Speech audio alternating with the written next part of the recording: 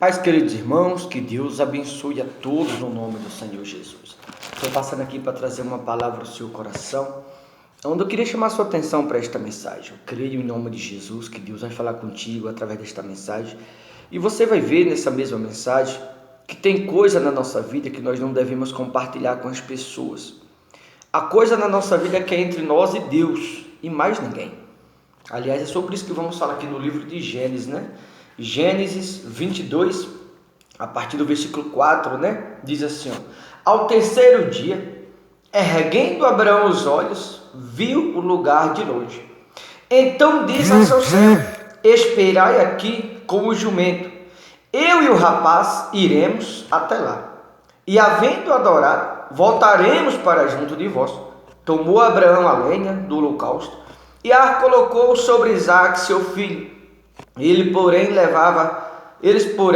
levavam nas mãos o fogo e o cutelo. Assim caminhavam ambos juntos. Quando Isaque disse a Abraão, seu pai: Meu pai, respondeu Abraão: Eis-me aqui, meu filho.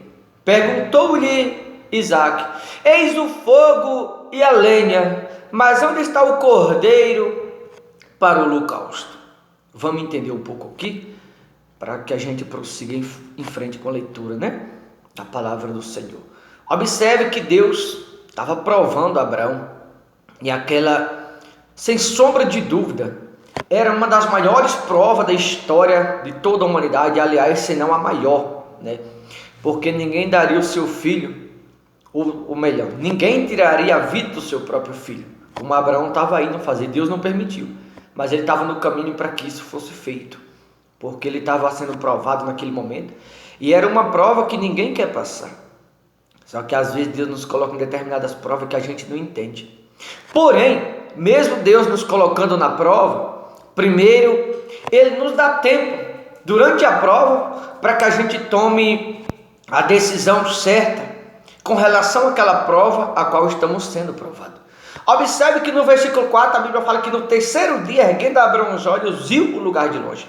Ou seja, da casa onde Abraão saiu até o local aonde o seu filho seria oferecido como holocausto. Observe que deu 3 dias de viagem. Por que 3 dias? Era o tempo bastante, né?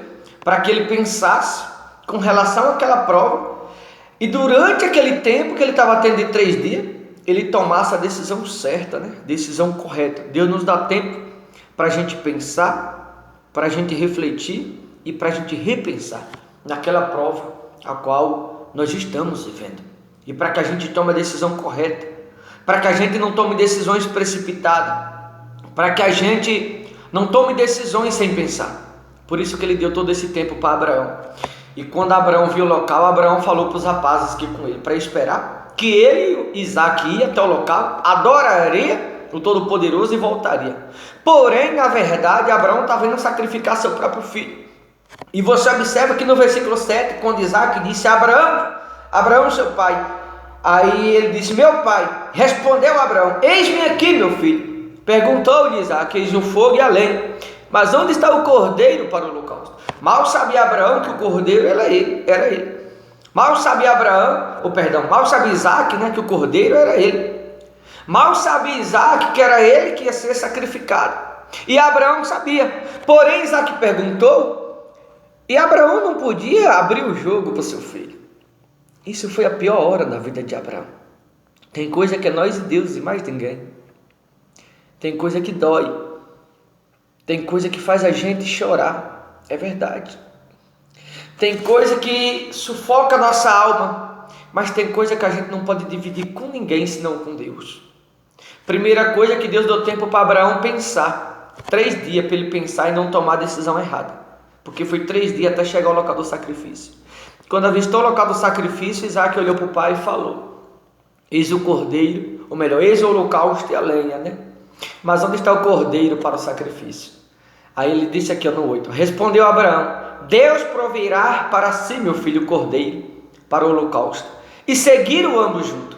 Chegaram ao lugar que Deus lhe havia designado. Ali edificou Abraão um altar sobre ele, dispôs a lenha. Amarrou Isaque, seu filho, e o deitou no altar, em cima da lenha. E estendendo a mão, tomou o cutelo para o imolar o filho. Mas do céu lhe brandou o anjo do Senhor: Abraão, Abraão! Ele lhe respondeu: Eis-me aqui. Então lhe disse o soberano, o eterno, o bendito, o clemente, o poderoso: Não estenda a mão sobre o rapaz, nada lhe faça, pois agora sei que temes a Deus, porquanto não me negaste o filho, o teu único filho.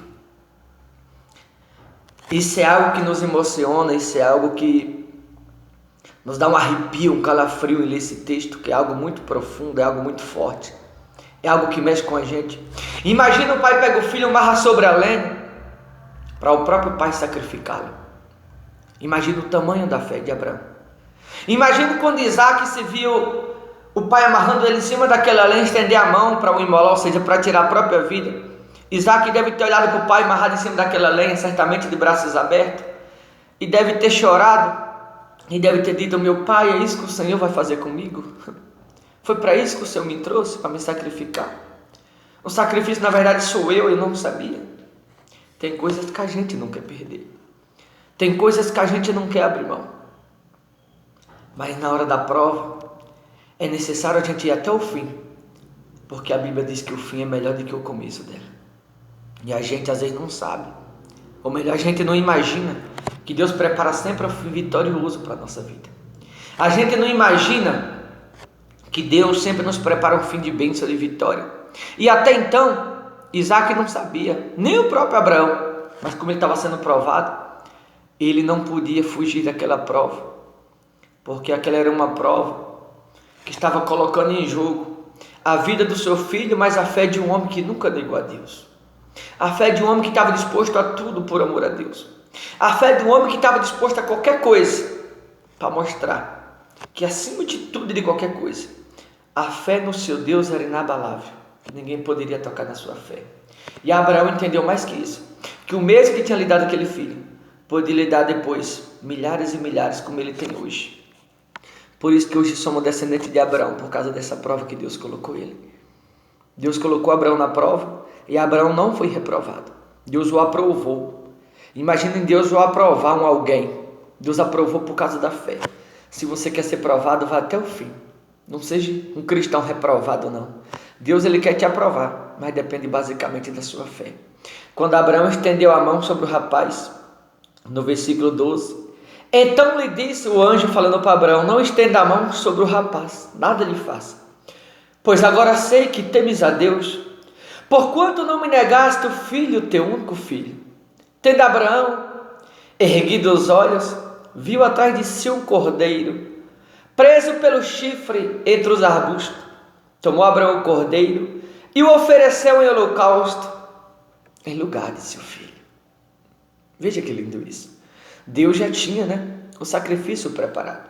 Só que mesmo Deus tendo um sacrifício preparado, Ele prova a nossa fé. Ele quer saber até onde vai a nossa fé.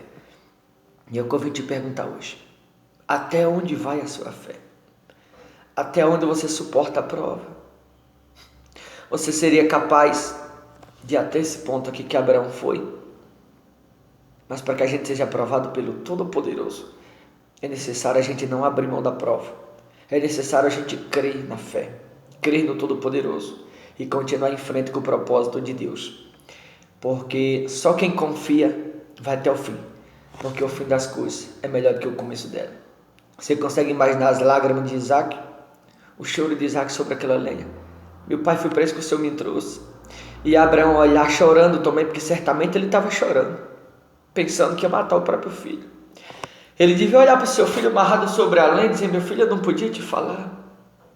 Era algo entre eu e Deus e mais ninguém. Você sabe o que é isso? Para um pai, deve ser doloroso. Mas era a prova.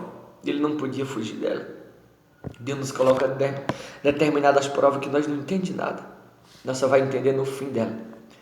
Então continua firme. Mesmo que essa prova que você esteja passando seja das piores, eu preciso que você entenda que o final dessa prova na sua vida vai ser melhor que o começo, porque o fim vai ser de vitória no nome de Jesus.